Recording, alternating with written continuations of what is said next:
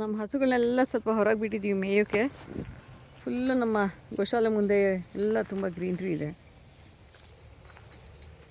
ಏನಂದರೆ ನೋಡ್ಕೋಬೇಕು ಜೊತೆಲಿದ್ದು. ಸೊ ಹಾಗಾಗಿ ನಾವೆಲ್ಲ ಹೊರಗಿದ್ದೀವಿ. ವಿಷ್ಣು ಖುಷಿಯಾಗಿ ತಿಂತಾ ಇದೆಯಾ? ನೋಡಿ ಎಷ್ಟು ಹುಲ್ಲಿದೆ.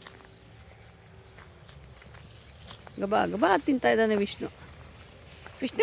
ಮಗ, ಓ ಮಗ ವಿಷ್ಣು ನೋಡಿ, ಫುಲ್ ಹಸಿರಿದೆ. ಅಮೃತ ಬಂದಿಲ್ಲ. ಮುರಾರಿ ಬರ್ತಾ ಇದ್ದಾನೆ ಸ್ಲೋಲಿ. ಸೊ ಎಲ್ಲ ಹೊರಗೆ ಬಿಟ್ಟಿದ್ದೀವಿ ಇವತ್ತು. ನಾವು ಏನೇ ಚಿಕ್ಕದಾಗ ಕಟ್ ಮಾಡಿದ್ರು ಅವುಗಳು ಈ ಥರ ಮುಕ್ತವಾಗಿ ಬೇಕಾಗಿರೋದನ್ನ ತಿನ್ನೋದ್ರಲ್ಲಿ ಭಾಳ ಆನಂದ ಇರುತ್ತೆ ಅವುಗಳಿಗೆ.